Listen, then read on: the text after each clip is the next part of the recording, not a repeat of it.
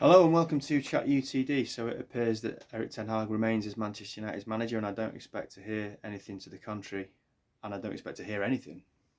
We'll probably get something through an Ornstein or someone like that that gives the message to the fans that for now the board backs that manager and wants to give him full support or something like that. The only way we'd get an actual announcement is if he was sacked, and he clearly hasn't been sacked and won't be sacked.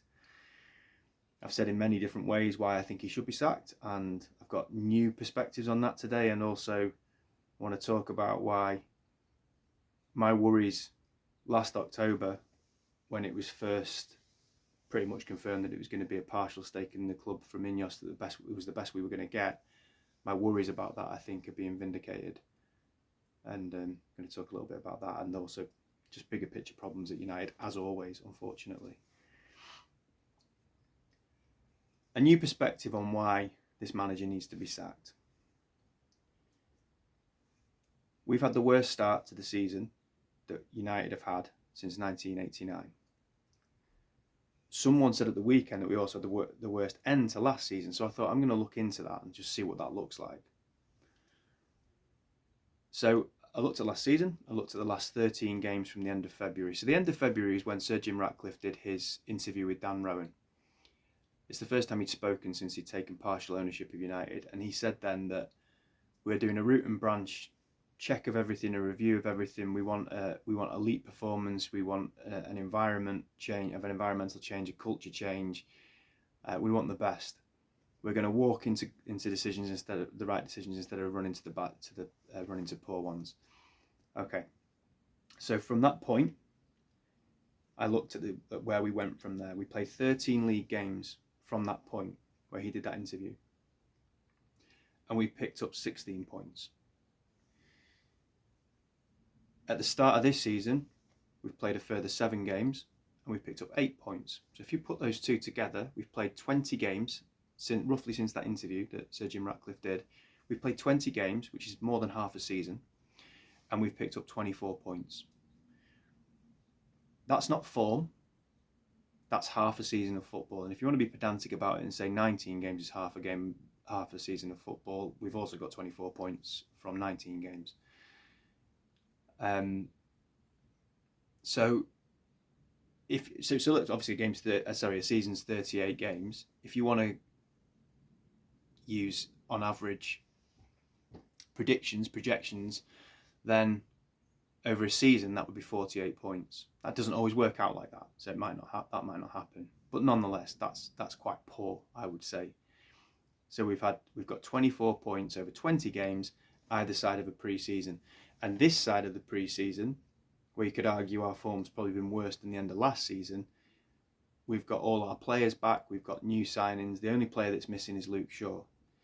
4 out of the back 5 are Ten Hag players who he's had before at Ajax: Onana, Martinez, De Ligt and Mazraoui. He's also got Xerxes, who is a young Dutch player who you'd think he would fancy. I know Yoro's not been fit yet, and Ugarte maybe he didn't want, but nonetheless he's got players who apparently fit his ideals, and he's got everyone bar Luke Shaw back, and the results, if anything, and the performances, I would argue as well, are probably worse. They're certainly not better. In terms of results, they're not better, at least. So that's quite alarming that this side of the transfer window is even worse than the other side. So out of interest, I just thought I'm just going to pick a club who's an average club and see how they compare. And I randomly thought of Bournemouth. And it was random, I promise. And I was stunned to find that Bournemouth have exactly the same statistics as United in the last 20 games, in terms of points at least. They picked up 16 points in their last 13 games last season, and they've picked up 8 points at the start of this season. So they've also got 24 points from 20 games. I just had a look, just randomly thought, let's have a look at what Bournemouth have done in that time. So Manchester United, with their vast resources comparative to Bournemouth, have got the same points over half a season as Bournemouth. Bear in mind, Bournemouth, who, by the way, I've got no problem with Bournemouth. I love what they've done, the fact that they've made a life for themselves in the Premier League against the odds, etc. It's fantastic. But Man United have got the same record over half a season as Bournemouth, who've got probably a fan base and a ground the same as Stockport County. If that isn't evidence enough when you're doing a root and branch review that manager isn't right, then I'm very concerned about who's making these decisions. I'm not sure what else you need, really, other than that. That's not form, that's half a season. And as I say, he's got his players back and he's got new players and he still can't get a tune out of the team. And as Leon said, when he really needed a point against Aston Villa, despite all the money that's spent, despite him being in his third season at the club, despite him having players that he's probably specifically asked for in Martinez and De Ligt, he reverts back to Evans and Maguire to get a point at Aston Villa, which worked because he got the point. And you've got to use what's at your disposal, and you've got a squad full of players, and you can use whoever you want as a manager. So, okay, that's fine. But symbolically, that's quite a worrying message to give, that you've had all this money to spend, you've got your players, and you're going back to Evans and Maguire. We seem to either play chaos ball or survival ball. Sunday was survival ball, and when you needed to do that because he didn't believe in what he clearly doesn't believe in what he's trying to do anymore, he's gone back to Evans and Maguire. Again, if I'm the owners looking at that, I'm thinking this doesn't bode well. Couple that with the statistic I gave last week. They've conceded 3 or more goals 24 times in the last 2 years. It's more than any other Premier League club, which is, again, such a damning statistic. It just, I don't know what else they need to know, really. But it's not as simple as that, is it? Because it comes back to INEOS not making the decision they needed to make in the summer. And this is where I'm going to try and puzzle everything together in terms of the bigger picture informing these other decisions that have been made, and why INEOS's decision making so far has led to other decisions that haven't gone as well as we would have liked. And it's all one big jigsaw puzzle that at the moment is not fitting together very well at all. But first of all, I have to take you back. So last October, it was a Saturday evening. It wasn't official, like, announcements or anything like that, but big hitters in the media said that Sheikh Jassim was no longer in the race to buy Manchester United, and that it was looking highly likely that the best we were going to get was a partial stake taken by Sir Jim Ratcliffe. And I was really emotional. I was gutted. I'd invested so much time, energy, emotion into that whole subject. It felt like a massive, great slap in the face at that time. I said in a video, I think this is the death knell for our club. I think that it's a different shade of the same, you know what. And I was emotional. I'm not ashamed of that. I'm not embarrassed by that. I love my club, and I want to protect it. I want it to be the best it can be. And I knew that INEOS coming in with a 20 whatever percent, 25%, 26% is nowhere near enough for what we need. And I said at the time, the gap between where we are to where we need to be is so astronomical that what is being put forward in terms of what INEOS can do, both financially and in terms of levels of expertise, is nowhere near enough to make up that gap. And I'm not talking about a gap between us and Man City, Arsenal, Liverpool. I don't care about them. I'm talking about the gap between us and where I want us to be in terms of a competent version of ourselves, a better version of ourselves, a club we can be proud of again, a team we can be proud of again, that operate in a way that that we can get on board with, and we understand that clubs make mistakes, and there's always going to be decisions that a club makes that we don't agree with, and we're going to have a moan. That's the nature of a football fan. But by and large, you can be pretty settled and say, they'll do for me. That's where I'm aiming for. The gap between where we are and that was so big, and still is so big, that we needed a full takeover to meet that gap. I said at the time we needed £3 billion spending on the club. Now, okay, I'd probably accounted at 2 billion of that. In fact, I said 5. I said minimum 3. 2 billion that would be for the stadium. Now it looks like Sir Jim is finding, I'm not sure how I feel about ethically on this, but he's probably going to use taxpayers' money to get the stadium done. He's going to find what's the word, innovative, resourceful ways of doing that, where it isn't costing the club a lot of money, let's say. So it looks like he's kind of done a sneaky on that one. So okay, 2 billion that needs to be spent on the stadium maybe won't be coming from the club. But still, we're £1 billion in debt, and there is still a lot of other things that need to be done in and around Old Trafford. We needed a real financial boost. And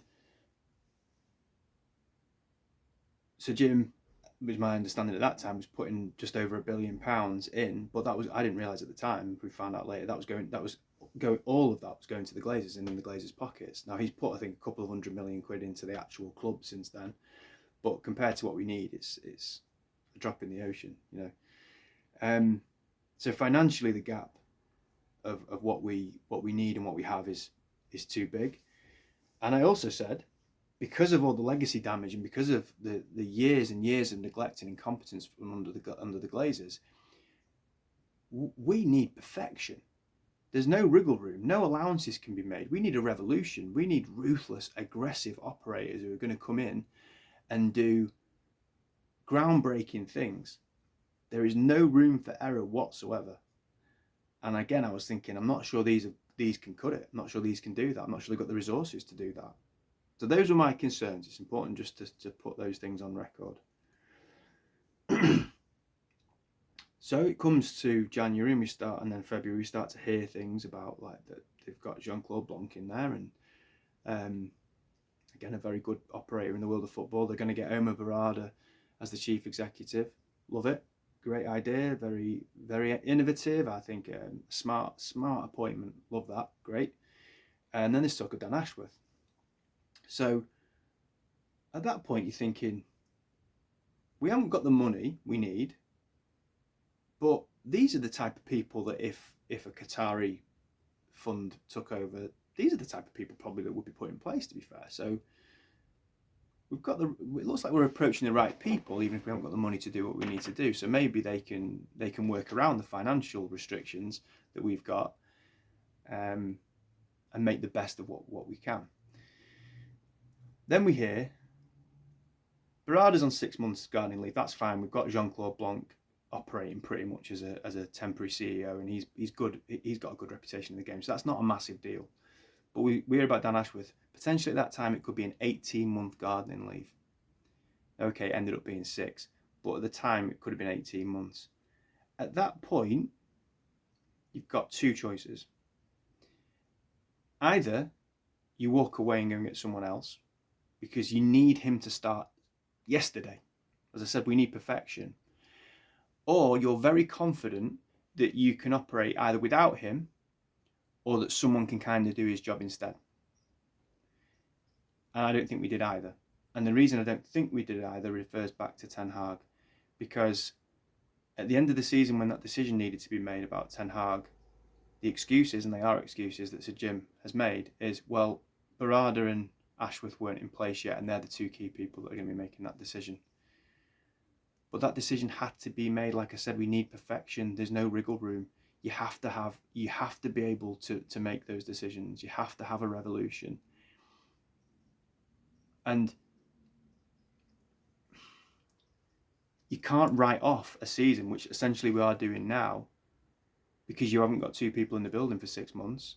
That's not good enough. That's not slick operating. That's not best in class. I understand, but it's not good enough. And I'm going to repeat what I've said before, but I think it's relevant.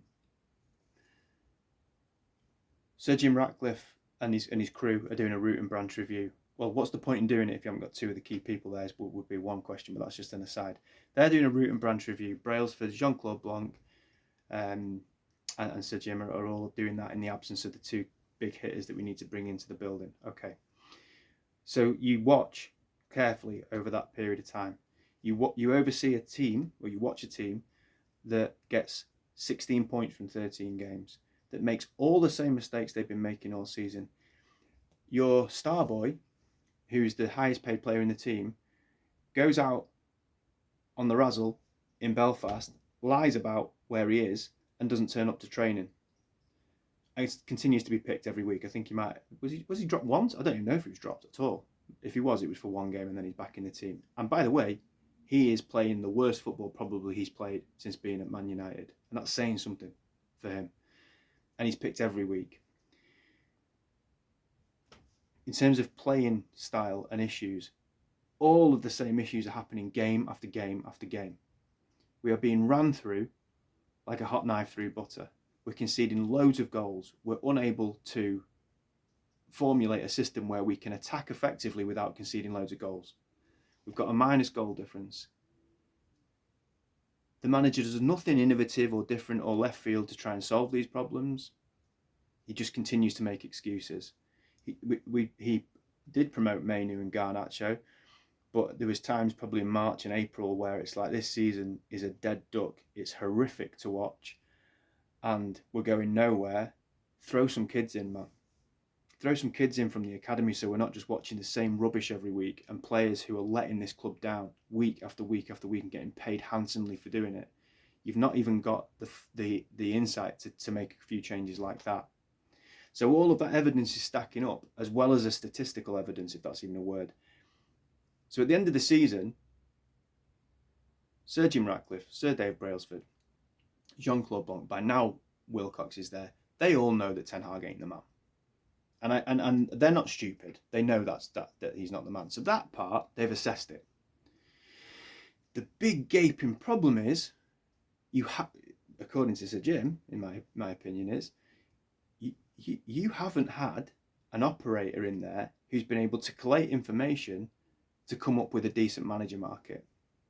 That's the key. That's the crux of this. Please do not be sold down the river with this story that there is nobody out there or the manager market isn't good enough. Big clubs make their own manager market. They'd done the work to assess Ten Hag and realised he wasn't the right man, but because they hadn't got the right people in the building, i.e. Ashworth and Barada, and they didn't have any interims to do that type of work, or they chose not to, they've fallen up short, and in my opinion, they've had their pants pulled down and they've been exposed.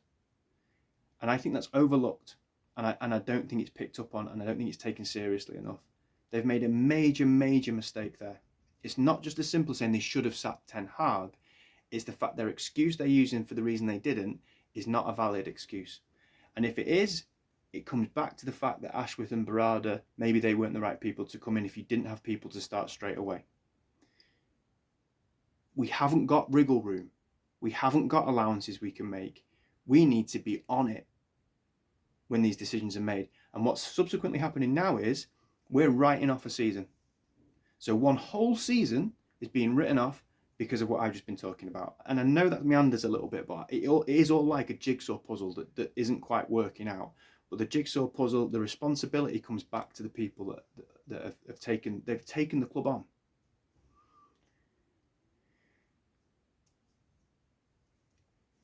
And a problem that already existed, which I think is still there, and part of this is the culture of our fan base, is that, I don't know, Man United seems to feel like the rules don't apply to us comparative to when we're talking about managers.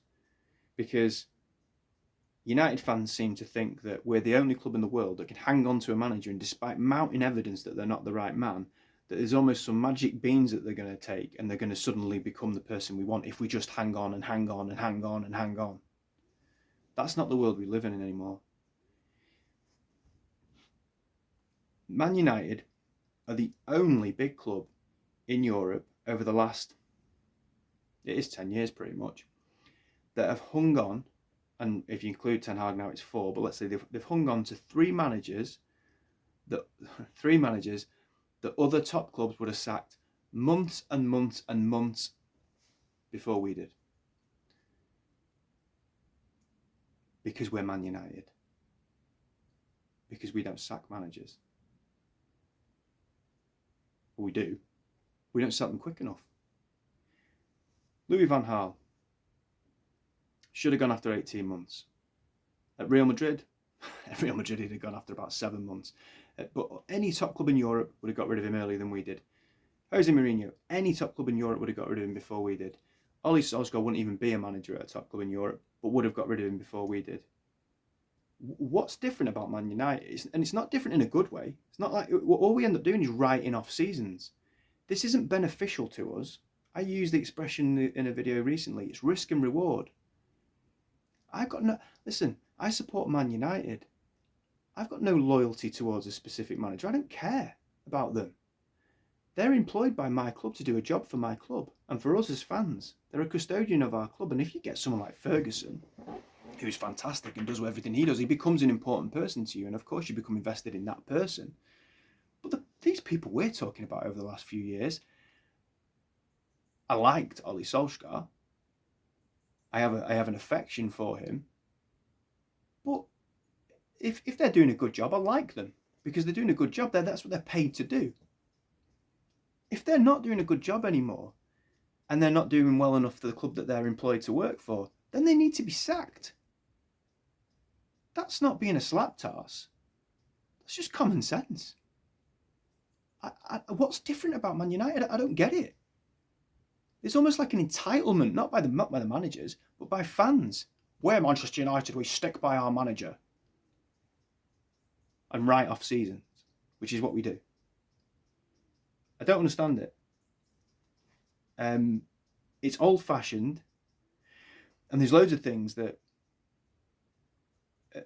I wish were back in the old-fashioned things that did still exist. I wish there was certain elements of Man United that we'd got back that are old-fashioned, but this isn't one of them. This is nonsense.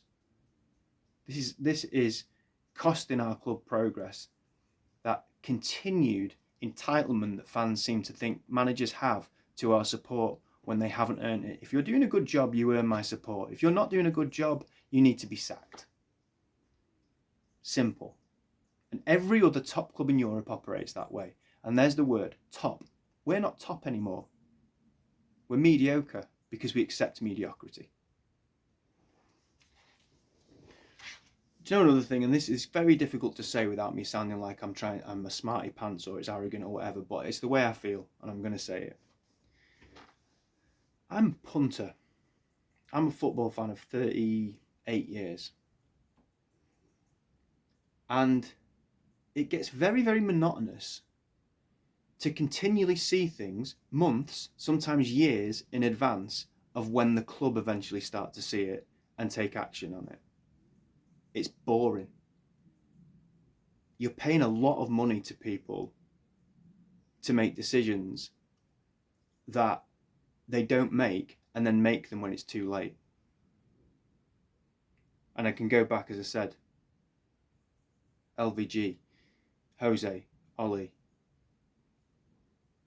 I just switched off in the end because I'm like, this ain't working. Not going to work with this manager. It's done. It's finished. He'll be sacked in 6 months to a year. What's the point? I can see it from now. So the investment in them wanting to see how that's going is like, well, I want to see the team do well, obviously, but this team's never going to progress that far with that manager. I know they're not. It's not a hunch. It's not I think. It's I know. I know this isn't going to work. Alexis Sanchez signed. I'm like, Jesus Christ, what have you signed him for? Sancho, what have you signed him for? Give Marcus Rashford a new contract. No, what are you doing? You just think, I know that every club to a certain degree would has elements of that, where the fans would say for probably minor or smaller things, what are they doing there? They're made the right balls up of that. With United, it seems like it's almost everything.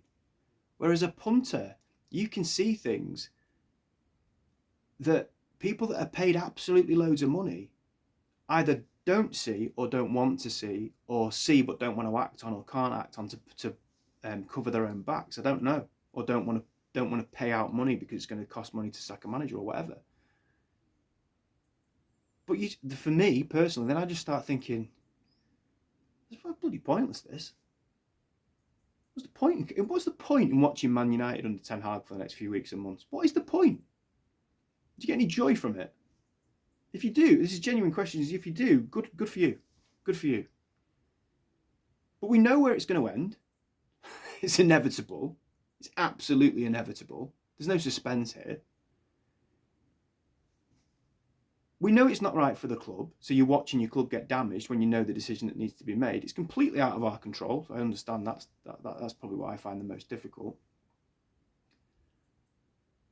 And then in 2 or 3 months' time, when he is sacked, you've got a season that's been written off because they didn't have the top operators have foresight. Our club don't have foresight, never have done for the last 10 years, and they still haven't now, quite clearly, if they're going to keep Ten Hag. No foresight, not proactive enough, not positively reactive enough, because I understand sometimes you might have a hunch. Your hunch is wrong, so you have to react, like now. But they don't even do that. Not assertive enough. It's just indecisive. It's just indecisive. I was going to list it, but it's indecisive. And please don't fall into the trap of thinking this is them doing their due diligence. Their due diligence needed to be from January until May, and they didn't do it. Finally, and based on what I just said, this is going to be the last one I do for a while, because it's all just the same stuff. You know, I needed one today to kind of get all my thoughts out, but it's just going to carry on, isn't it? It's the same stuff, so it's pointless. I think one of the big issues we've got, and I was worried about it at the time, is that when INEOS came in, they said that they was going to take sporting control, but on a football board would be, or I think it was a decision-making board, would be Joel Glazer, Sir Dave Brailsford, and Sir Jim Ratcliffe. Ultimately, they're the ones, aren't they? They're the ones that have to say yes or no to decisions. And Joel Glazer was there yesterday, and if Joel Glazer's there, there's not a chance Ten Hag's going to get sacked, because he didn't sack Louis van Gaal, he didn't sack Jose Mourinho, and he didn't sack Ole Gunnar Solskjaer quickly enough, because he doesn't want to pay anyone off, he doesn't want the ball ache of finding a new manager, and he has not got one clue about football. He does not know his arse from his elbow. The guy is a complete and utter dickhead. So if he's part of that process, that's for me a big reason why Ten Hag's still in position. So, well done, boys. Let's write off another season, because that's what's happening. Make no bones about it. We'll get the odd win. We'll have the odd little moment where we think, "Oh, could something be happening here?" I'll spare you the suspense. No, it won't turn a corner. It isn't getting any better. It's finished. It's dead in the water. It's over. But the club's prepared to wait and wait and wait and wait and wait. The season will be written off, and then they'll sack him. The end. Glazers out.